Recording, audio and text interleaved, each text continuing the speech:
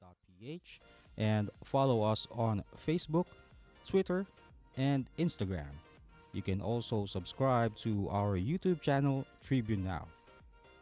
The Daily Tribune is one with the nation in facing the COVID 19 crisis, and in line with this, the Daily Tribune digital edition and press reader is now available for free online.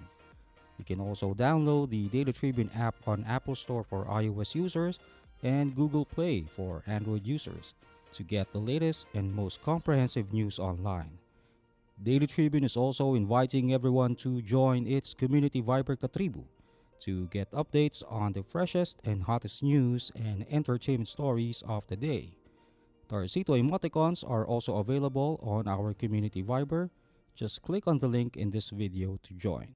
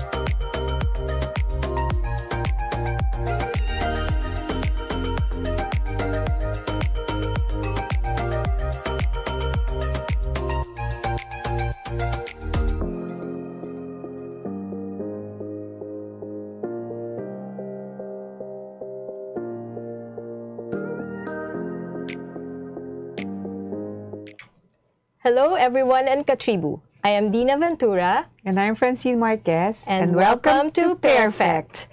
Francine. Yes, Dina. Exciting time. Exciting ngayon eh. Our guests for today are two brothers. They are true blue Caviteños and family men and very famous politicians. Okay, I'll introduce the first.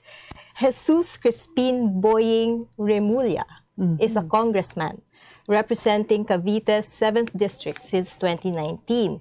He is also currently the Senior Deputy Majority Leader, or the man behind the heavy workload in the House.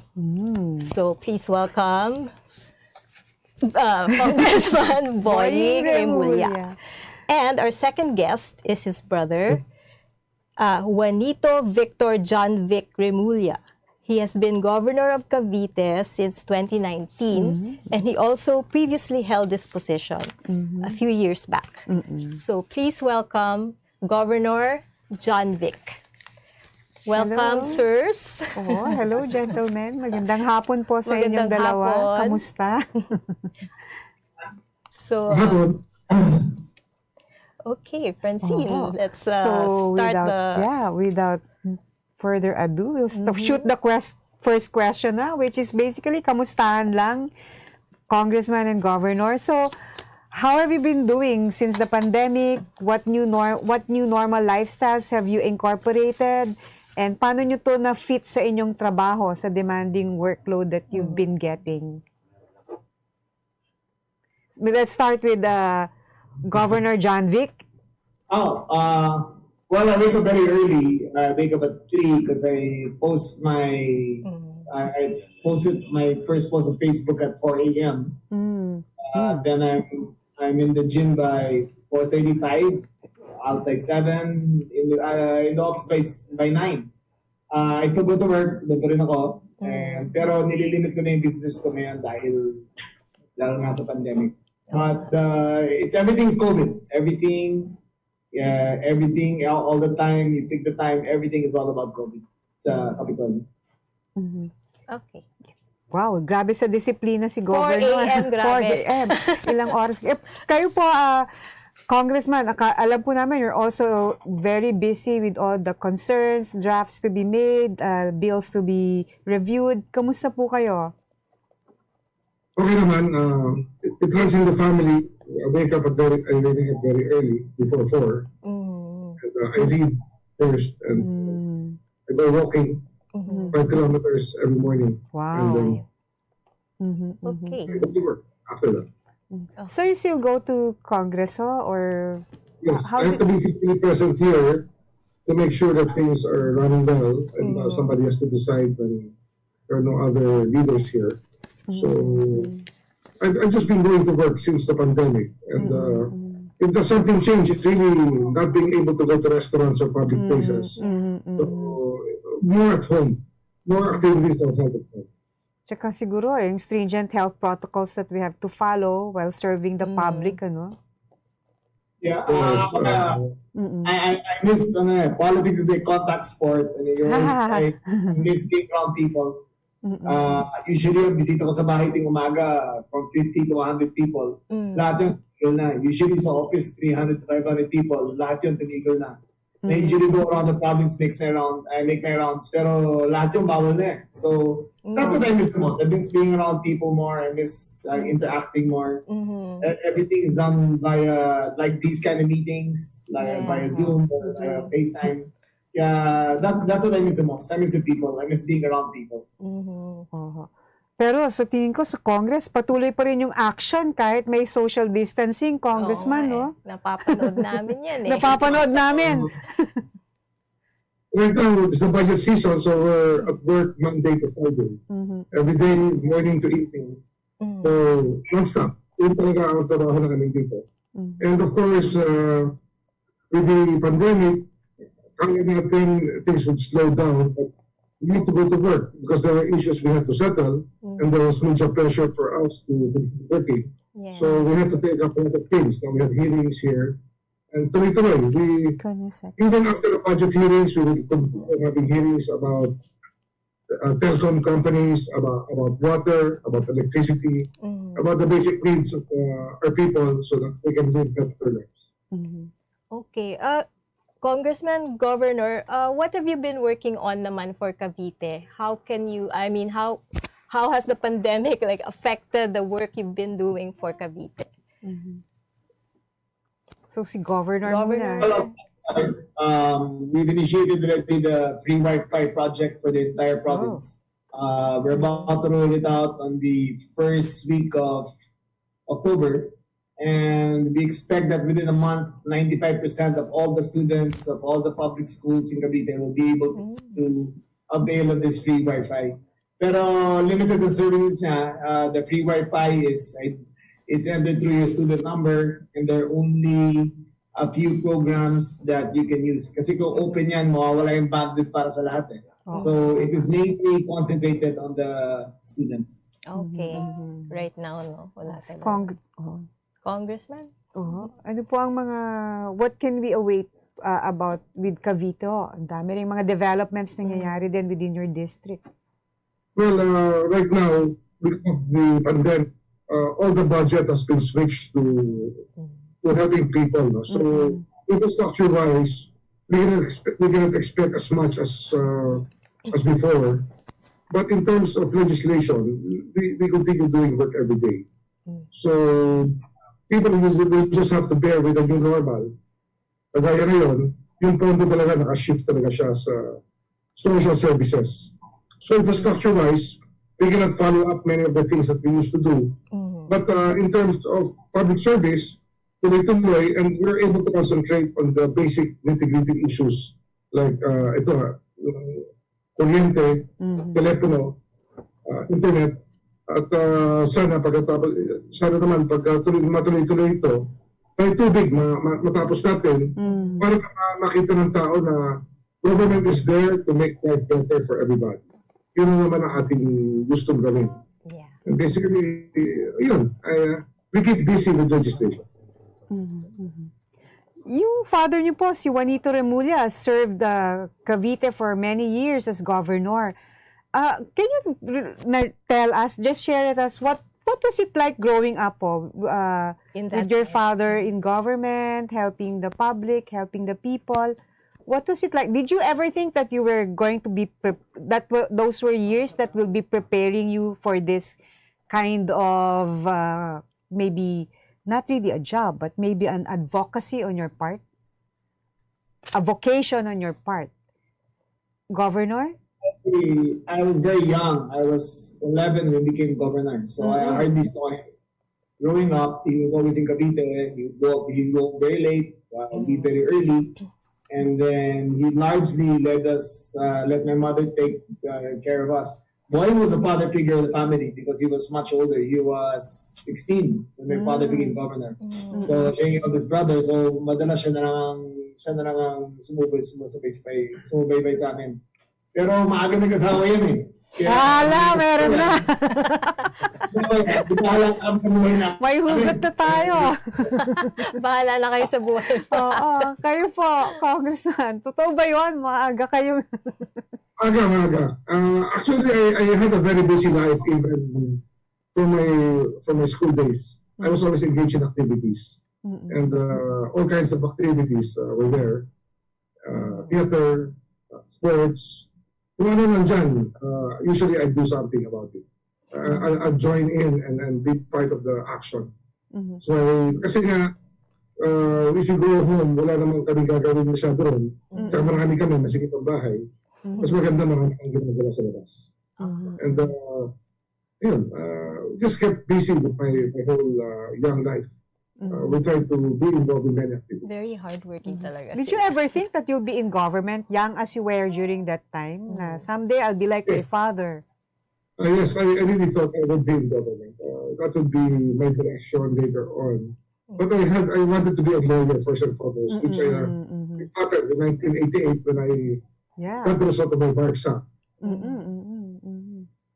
I never thought I'd be here kasi lahat ng kapatid ko matatalino. Ako pinakabubo sa amin eh. Hindi na. Hirap na rin bumuto ko sa akin dahil yung grades ko pinakamababa lagi.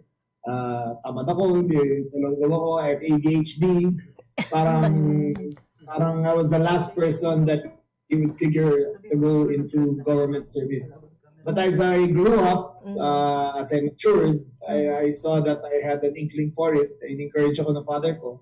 So at 27, I entered the public service as a board member. Pero amongst the family, 7 kids, ako ang least likely sa amin na pumasok sa politics. Yeah, because I think you were associated with sports. You were really the athletic type. Ako hindi. Not at all. I was clumsy. I was uncoordinated. Wala akong I was not gifted in anything. Grabe naman si Governor. Grabe, ang lalim governor. Pero ngayon, wow, look at you now. Pero what is yung mga memories nyo ng father nyo, yung mga early years ng mga lessons na palaging inuulit-ulit sa inyo ng father po ninyo? Like, kay Congress Hall. Yung mga nakatatak sa isip nyo na sa ngayon, kapag you're in government service, you're torn between making decisions. What are the things that you remember that your father would have advised you? Well, I remember him very young, when I was very young, starting out. Sabi niya sa akin, maraming bagay sa ginagawa natin na kailangan gawin pero hindi kailangan pagmayabang. And that stuck to me. It's not about me, it's not about you, it's not about anything else. It's always about them. Ayan lagi sinasabi. So, sabi niya sa akin, be careful when you make decisions. Marami dyan, hindi mo kailangan sabihin kung paano o ano decision mo. Pero kailangan magawa yung decision. So, those things stuck very well to me. Stuck very hard. How about kayo magkakapatid? Because you've all entered politics, di ba? Ikaw, even Gilbert was also a congressman at some point. Do you talk with each other about your work? Like, do you give each other advice? Di ba? Anong klaseng mga conversations do you have? We share insights about work. At, the stories behind what's happening. Yun ang mga insights lang na the inside stories are the most important and the most juicy. Siyempre kami mismo nag-chismisan kami. Tapos nangyayari sa palibot namin. It makes life interesting to share stories with your brothers and sisters. So, dapat... sa aming magkapatid, kasi Boying has always been a technocrat. Siya yung the intellectual side of the family. I've always been a politician. He's always been a technocrat. So, ayun ang divergence talaga ng ginagawa namin. So I wonder ano ho yung klaseng conversation ninyo habang nag-uusap kayo, mga off the record. Gusto namin makinig. Mas scoop pa sa scoop, parang ganun siguro. Ranges from the sublime to the ridiculous. Talaga. Sublime to the ridiculous. Sublime to the ridiculous. Oo. Ano ba usually yung... So when you have those family dinners, ano ba usually yung siniserve? What do you enjoy eating while you're having those sublime to the ridiculous Conversations. topics? May mga family dishes ba kayo? Wala kami staple eh. Wala kami staple. Whatever is on the table, we eat. We grow up very simple. Very simple table setting. Hindi mga ate pagkain na. Pero may Sunday family dinners ho kayo, no? Na tradition. Araw, yes. Wala kami gano'n. Kasi only occasional birthdays or Christmases, yan, meron kami kain na konti. Pero largely, we were left to our own. We never even went to church together nung malaki. Wala. My parents never, my father never had the time. So we really were left our own devices growing up. So, Nung apat pa lang kami, nagsisimba kami.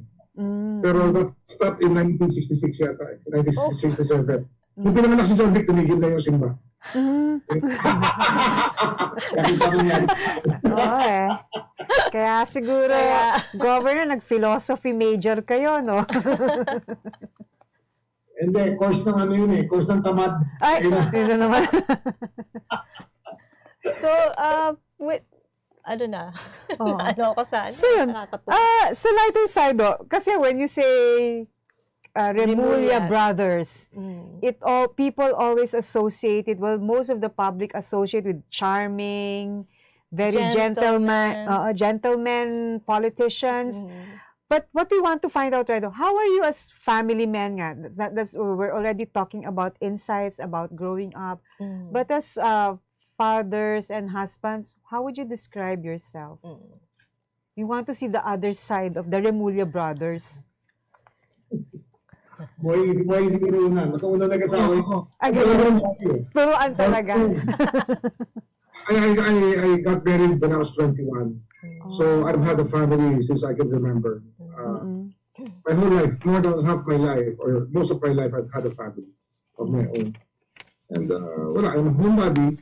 I like hanging out at home. And working at home, it would be. That's why the pandemic was nothing new to me. If I had to work from home, it was nothing new. But of course, because of my job now in Congress, I had to leave a lot. Kaya, during pandemic, I think I only stayed home for 10 days. And most of the time, I was out of the house, going to work and trying to make things better for the people I work for, which is the people of my district and mga kababayan natin. And of course, you want to hear from Governor. How are you like as a family man? Well, I'm very close to my children. I have 5 of them. Before we take a break. One is in Sweden, taking up her master's in physics. Wow. In law school. One is in fine arts. They're all in the University of the Philippines, except the one in Sweden came from UP. I have a 15-year-old in high school and a 12-year-old. So I always make it a point to be home for dinner. Ayun ang rule namin talaga. I'm always home before 6. Kasi 6 ang dinner namin. We end at 7. I must eat by mga 8 to 8:30. Tapos gising ako ng mga 3:30. But dinner is our time. Dinner is the family time. So, swerte ng mga asawa nila. I heard also, Francina. Ano ba ulitin mo para yung asawa ko? Ano ba? Ang swerte nila. Ulitin ko rin. Ang swerte ng mga asawa nila. Double pa eh. True. So, ano naman, what kind of women is the Remulla kind of woman? Oo. Delikado yung tanong na yun. Siyempre, i-describe ninyo yung asawa ninyo. So, what is your kind of woman, governor and congressman? And do you believe in forever? Steady and loving. Steady and loving. I think the two important words.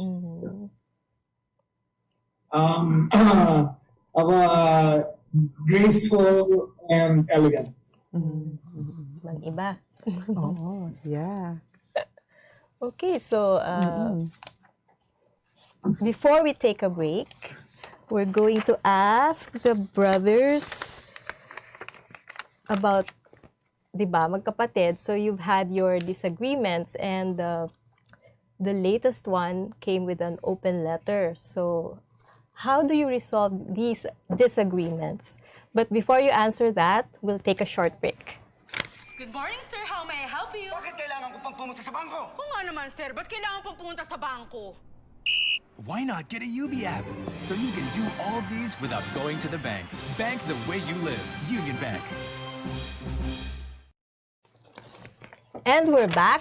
Yes. Before we took a break, we asked Governor Jonvic Remulla and his older brother, Congressman Boying Remulla, how they handle disagreements as being brothers in being in politics also, with different opinions for certain issues. So may we hear your answers, gentlemen? We both like writing, so Boying is a writer. He's even a better orator than he is a writer. And I like writing as well. And with matters of public importance, I think it's very important that people hear our views, the way we talk, the way we converse. Because that is the new normal now.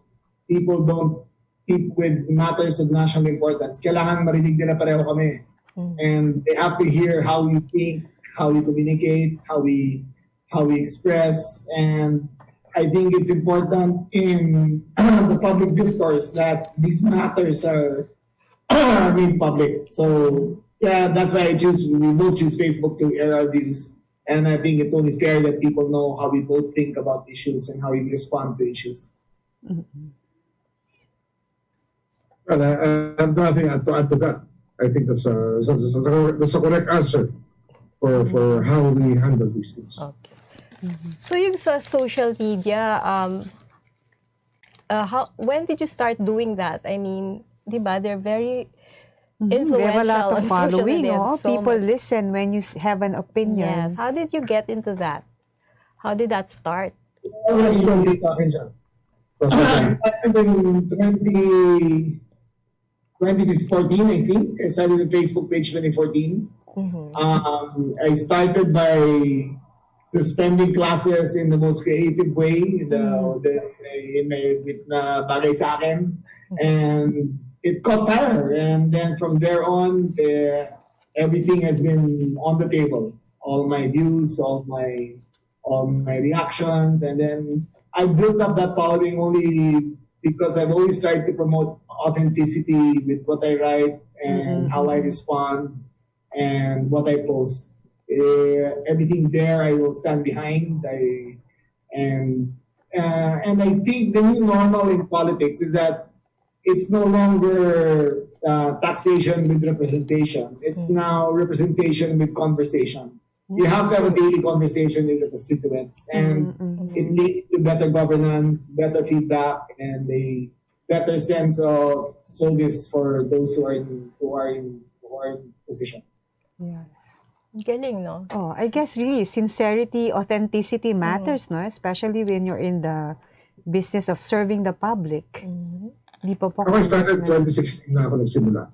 When I started as governor of the province in 2016, it was a necessary tool of the trade to be in social media. So I followed the formula, and I got some people to help me out.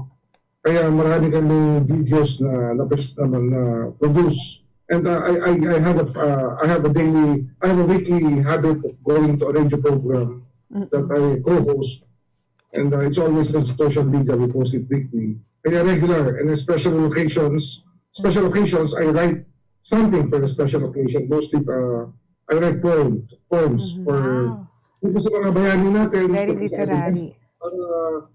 Ma-share naman natin yung that side of us na creative para appreciate ng tao yung ating pagmamahal sa ating bansa.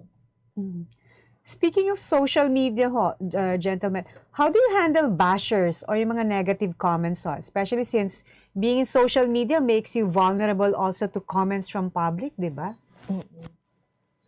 Well, what I found out is that if you are handling issues, not about yourself, if it is about them, if it is about what concerns them, then the criticisms are very few. But if you write about yourself, you display yourself, if you show where you're taking vacations, if you show your latest gadget, then people start hitting you. So, as a politician, as a man in public service, I think the most cogent part of communication is making it about them. And if you make it about them and things that are germane to their lives, then the criticisms, when they come, are very valid. And the bashers are very few. Pero kung tungkol sa sarili mo lang, kung i-post mo kung anong latest shoes mo, kung anong latest car mo, kung anong latest gadget mo, kung saan ka nagpapakasyon, then you get hit a lot. Then people start getting angry at you. Yeah. Well, I have my share of bashers. Oo. It happens, especially when the controversy is of the nature where you have to fight an army of trolls. But you have to keep your mind together and keep your heart together. Kasi kung na-convince ka na yung trolls are real people, then you're living in a fantasy world.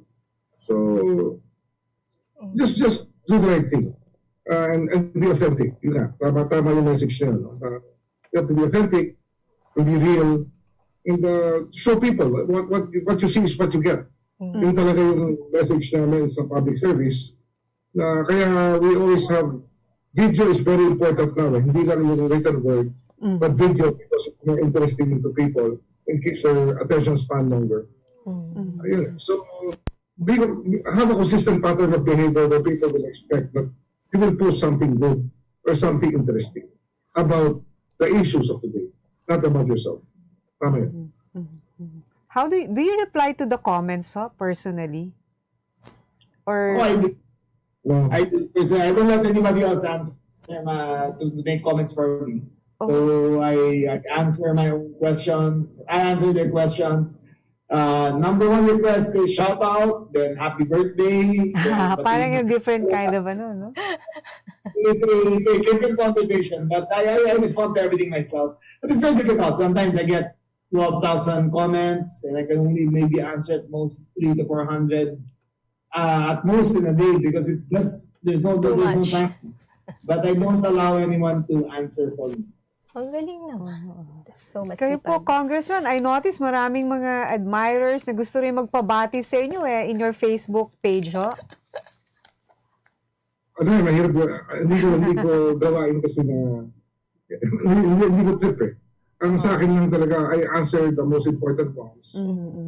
Bashers, I just let them be. Ganun talaga ang buhay. You cannot always please everybody. I guess if you have fearless comments, parang as long as you're being honest with what you said, you're really prone to getting all kinds of comments. Yeah. Can't win them all, di ba, sabi nila. At saka naman, in the end naman, the truth will prevail. Yung ating ginagawa naman, kung talagang sa taong bayan, lalabas at lalabas naman yan. You cannot fake it. Mahirap mag-fake ng katotohanan. Sooner or later, lalabas siya pag hindi ko talaga totoo. Tama.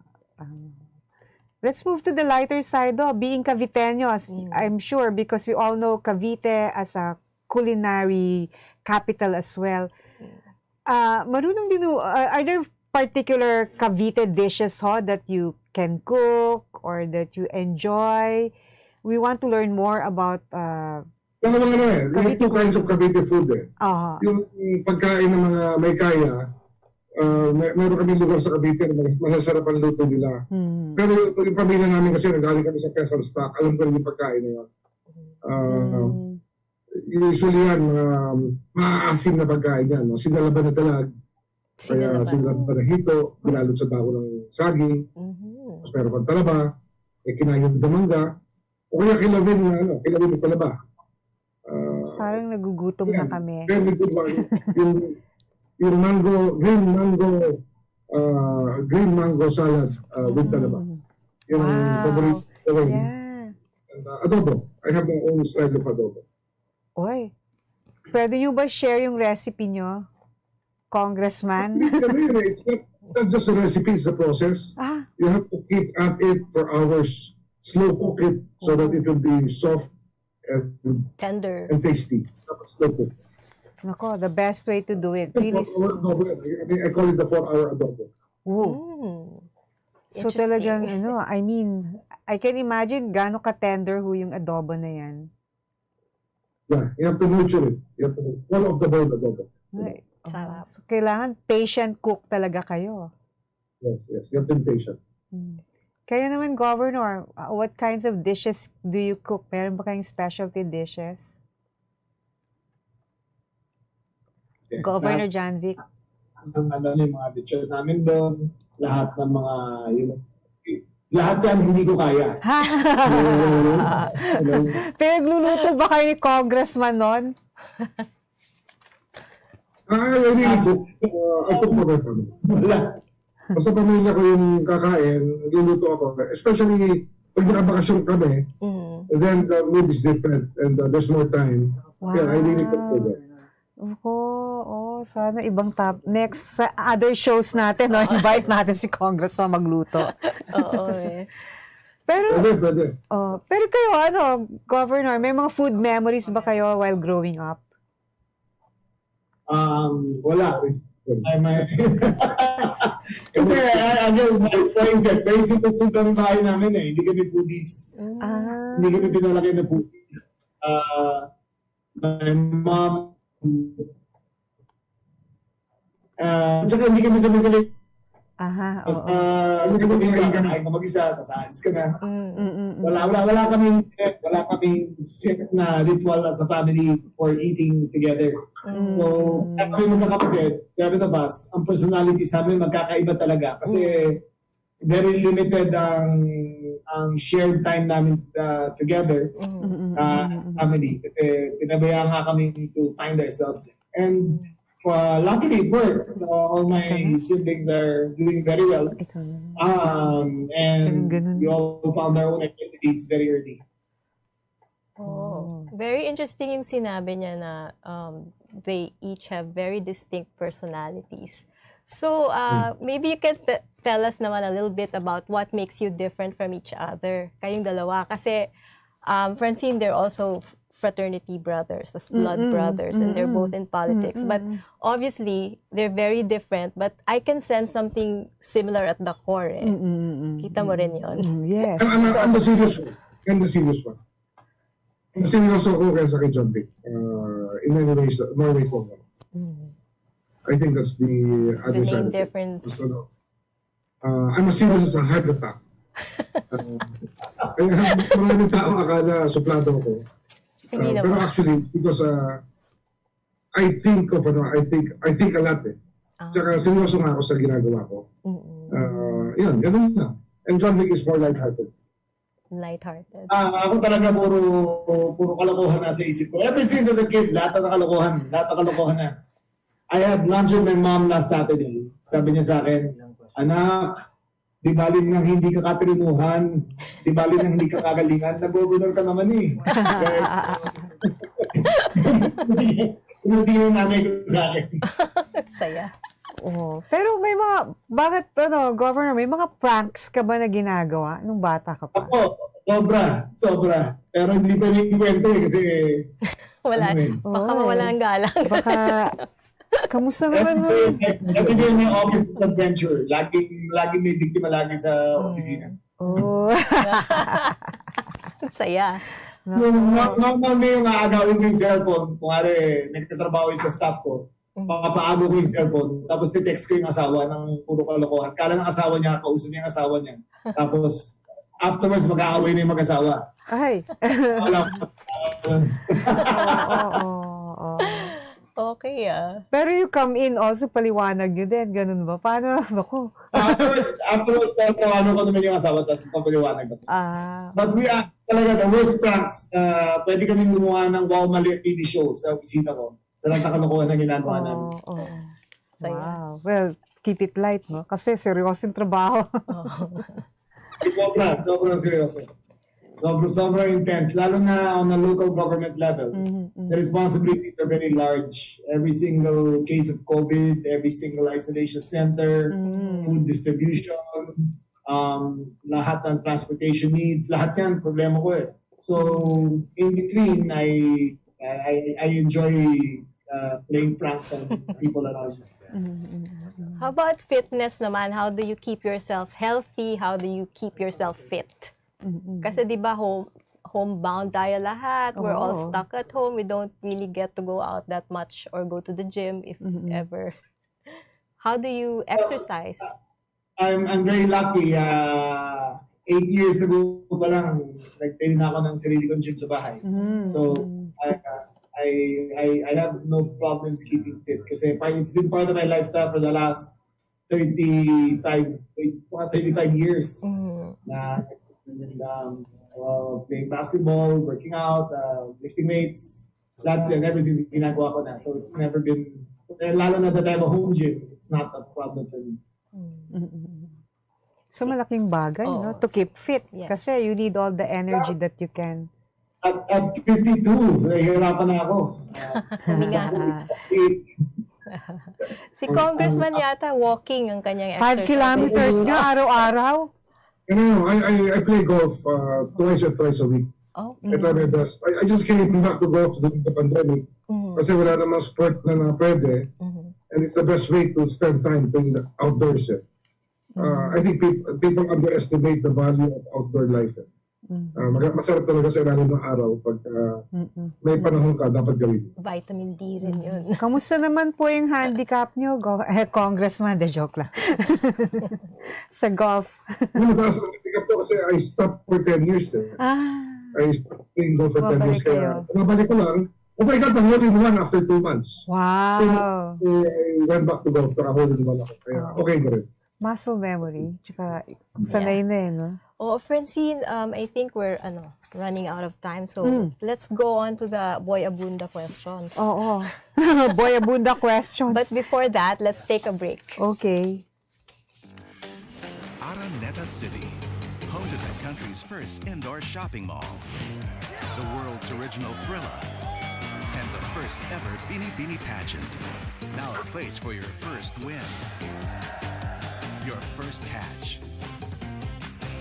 your first home, your first big break, your first date, and even your first love. Araneta City, the city of firsts. And we're back, Francine. And we're back! And we have some more questions to our gentlemen guests here.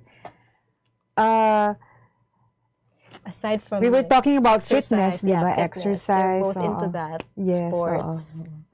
So we all know that, of course, na si Governor Jonvic is also involved helping manage the UP Maroons. Fighting Maroons. Yes, go fight UP Maroons. Kamusta na ho? May sponsorship na pala ang team. Thanks to you. No, not really.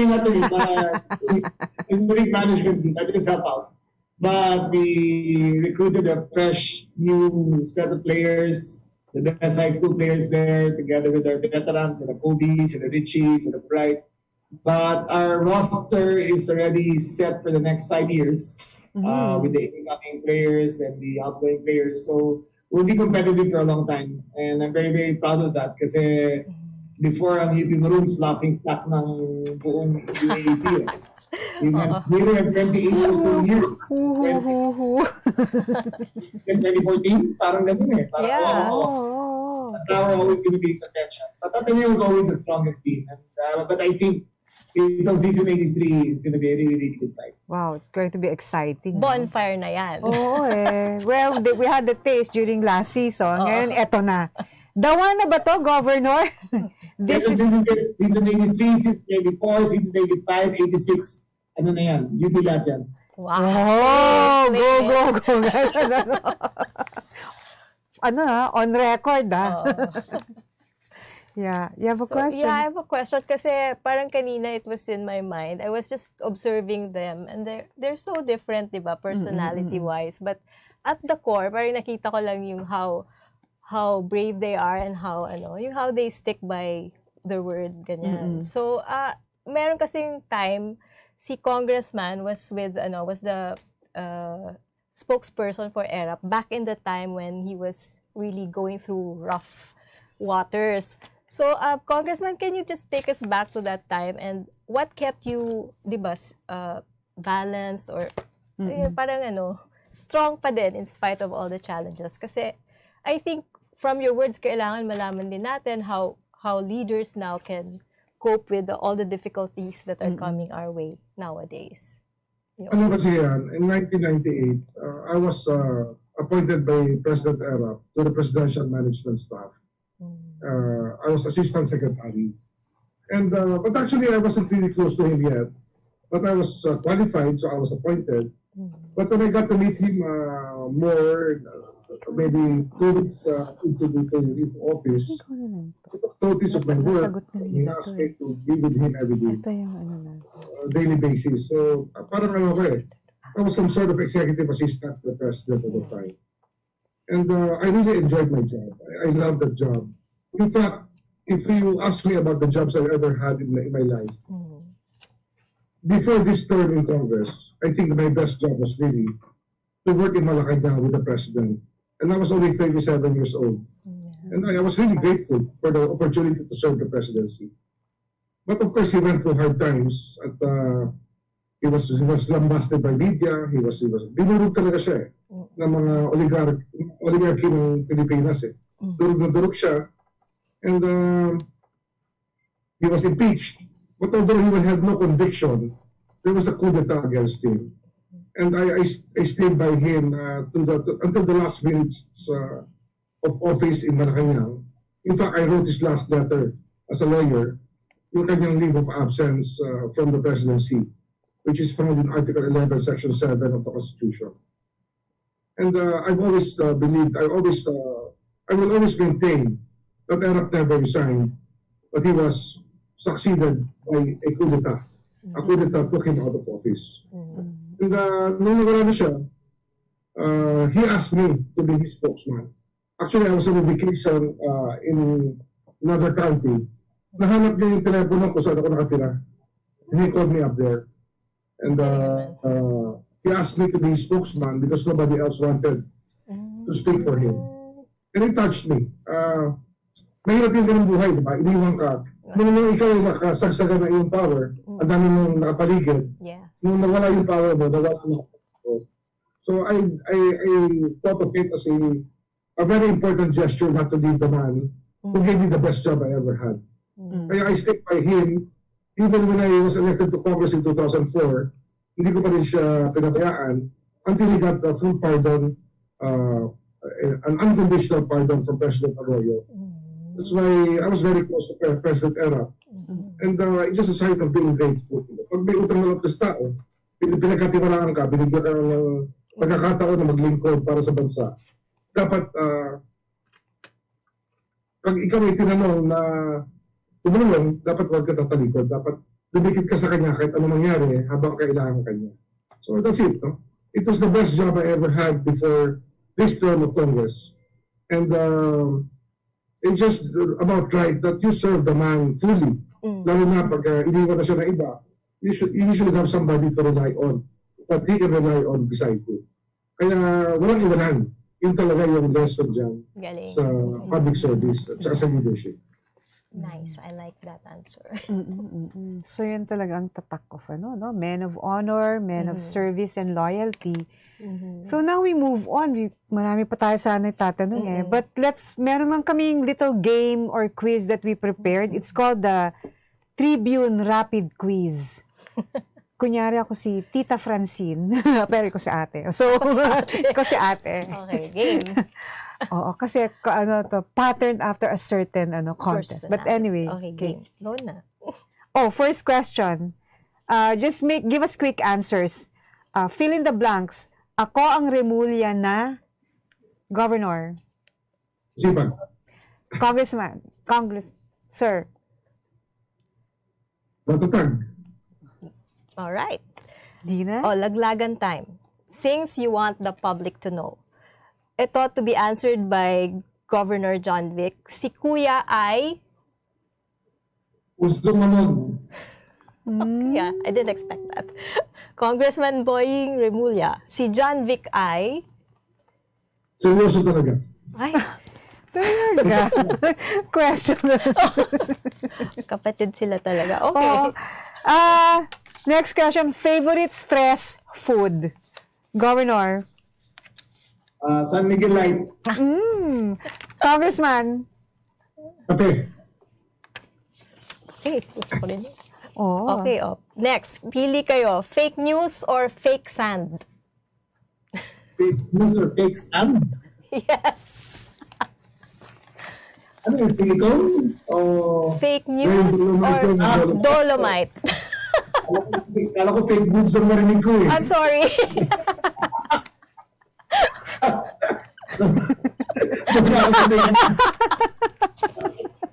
Okay, so...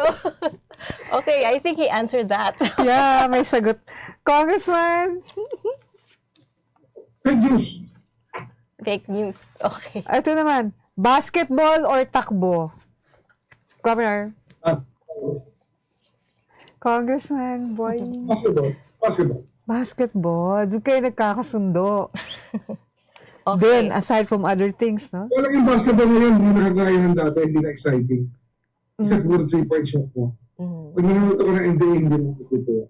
Hindi na. Hindi mo matutuwa sa NBA. Yung boy kasi suntukan sa basketball eh. Sa Nation of Crispa Toyota nung panahon ko.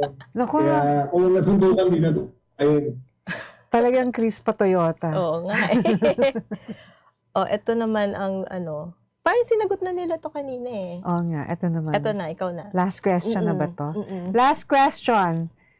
Sikreto ng mga gwapo. Governor.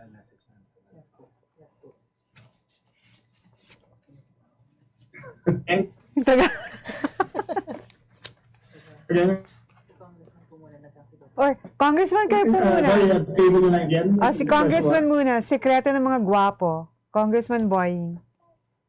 Confidence. Governor Jonvic. Competence. We love the answers. We love the smart man of the Okay, so on that happy note, we'd like to ask each of you to give us a message for our viewers today and for your constituents or the whole Philippines if you want. So start po tayo kay Congressman? Well, we just have to okay for the country. That's it. Short but sweet. Yes. And Governor? Well, to everyone, please remember that as long as there is a queue in the classification, ibig sabihin ng quarantine. So always take care, always stay safe, follow the guidelines, wash your hands, wear a mask, and always be suspicious of everyone around you that someone is positive so that you don't bring it home to the people you love. So, Practical. ayan. We've just kept up with the Remullas, so they say, di ba? And we've learned a lot from them. Aside from knowing how they are in public service, we've gotten a glimpse also of how they are in their personal. Maraming salamat for sharing insights with us today, with the public as well. Thank you very much for joining us again this afternoon. This has been Dina Ventura. And this has been Francine Marquez. And this has been PairFect. Thank you. Thank you po. Salamat.